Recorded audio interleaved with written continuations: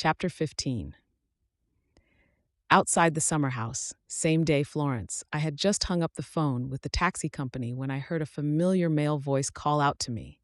Florence, Florence, please wait. I turned around and saw Clayton coming towards me, looking out of breath, disheveled and totally sexy. I stopped and gave him my warmest smile. I was going to miss him most of all. We could still talk and text, but it wasn't going to be the same as our night conversations. I turned around to give him a hug and tell him, but before I could get the words out, he bent down on one knee. I was totally in shock and didn't know what to say, but he started speaking before I even formed a coherent thought.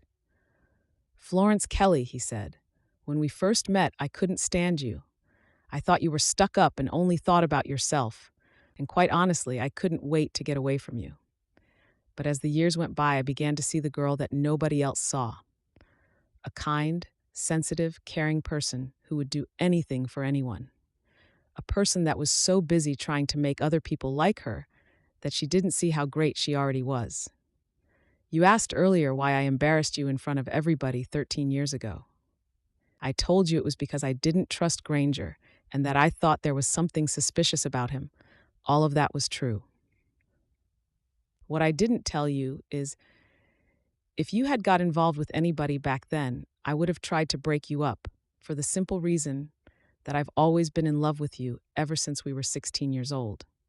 But I thought I wasn't good enough for you the way I was, and that I would need to be a war hero first, or somebody great to be worthy of your love. So when I went off to war, initially it wasn't only to please my father and my friends, it was because I wanted to prove to you that I was worthy of your love, that I could be and would be the kind of man that you would be proud to call your husband. Life took us in different directions. However, I fell in love and lost and got beaten up by the war, physically, emotionally, and spiritually. When I came back from the war, I was the walking dead, unable to really socialize with people or lead a regular life.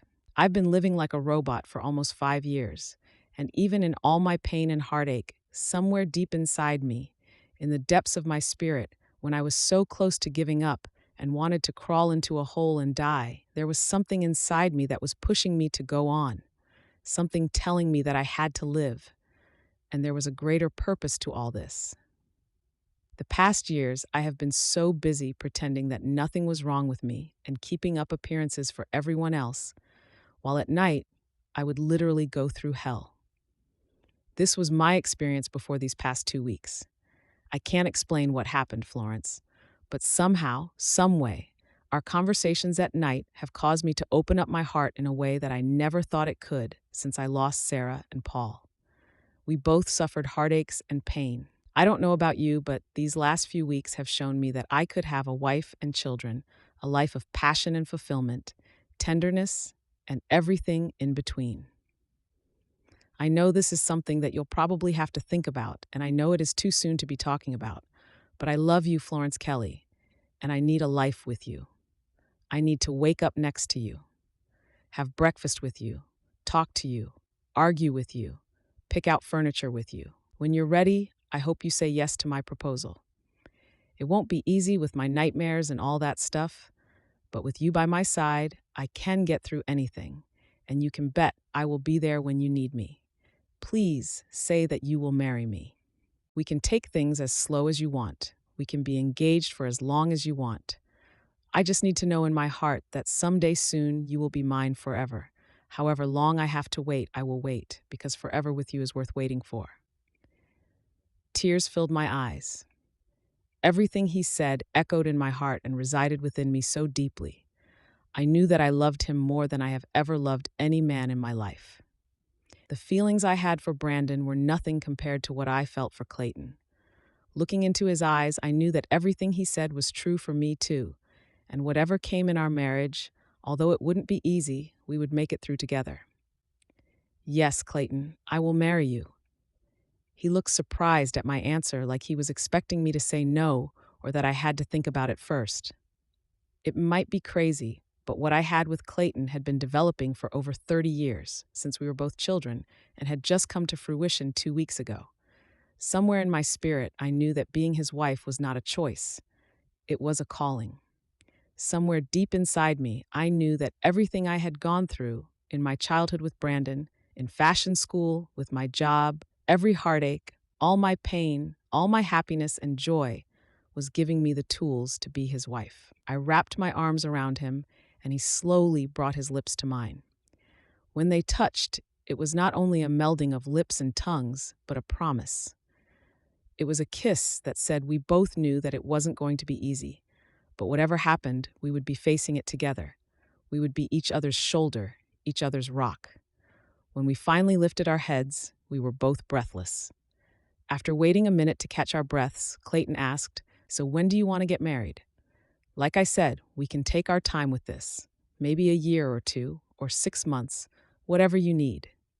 As I thought about it, I knew what the answer would be.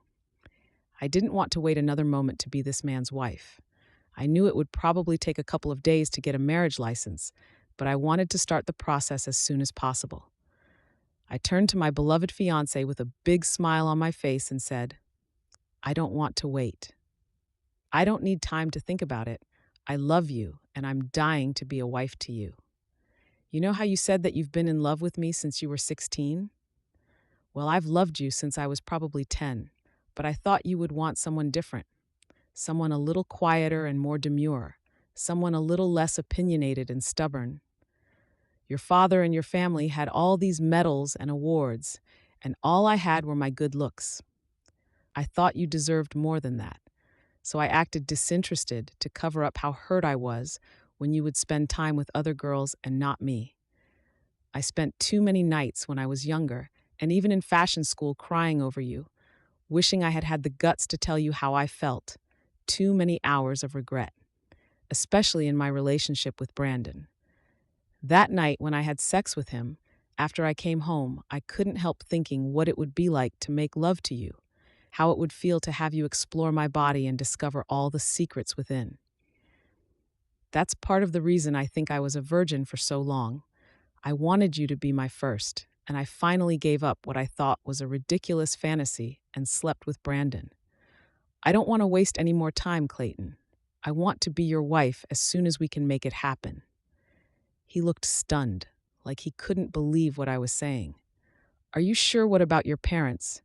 Don't you want them at our wedding?" "I doubt they would come," I said with a laugh. "I just told my mother that I've been working as a stripper after getting fired from the magazine. She called me a slut, slapped me, and said she was disappointed in me." "I don't care. Good riddance to her. It's her loss, not mine. I just want to be married to you. But what about your parents?" I asked. "Well, I told my father the truth about the nightmares and how he uses me as a prize. He wasn't too happy with that either. I don't think he would want to come, and to tell you the truth, Florence, I don't want any of our so-called friends at our wedding." "The only people that I would possibly want," I said, "would be the people at the Golden Potato. They are my real friends, but I think they would forgive me and maybe offer to do a party for us." Clayton smiled and kissed me until we were both breathless. "In that case, I guess there's nothing stopping us." "Nothing stopping us from what?" "You'll see," he said with a mischievous grin. We got in his car, and before he started the engine, he made a quick call that lasted about 30 seconds. What was that about? I wondered. I thought about asking him, but the glint in his eyes said I would find out soon enough. We drove for about an hour with the sun setting. It wasn't just blue. The sky was full of reds and yellows and purples. As we passed the beach, the sun was hitting the water at the most perfect angle, turning the water a beautiful shade of orange. All was quiet. Clayton turned off the car and looked at me.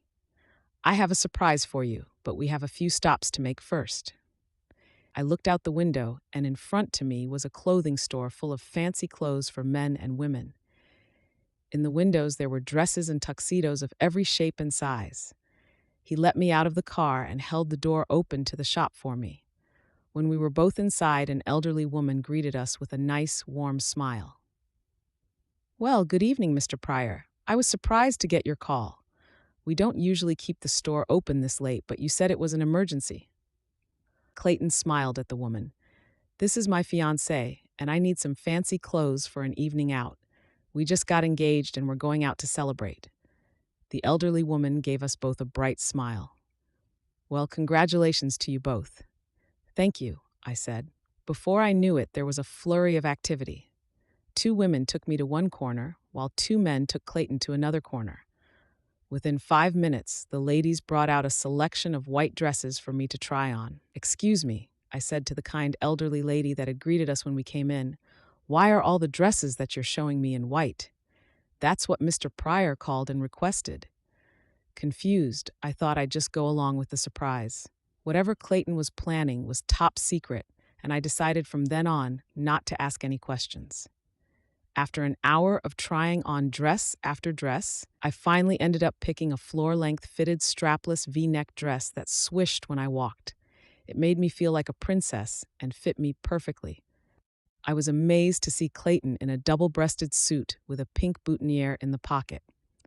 We almost looked like we were going to a wedding. And then it hit me, but it couldn't be. Could it? Our next stop proved that my suspicions were correct. It was a hairdresser. She put dark highlights in my blonde hair and gave it a flattering shoulder-length cut that really suited me. Clayton got his crew cut fixed up.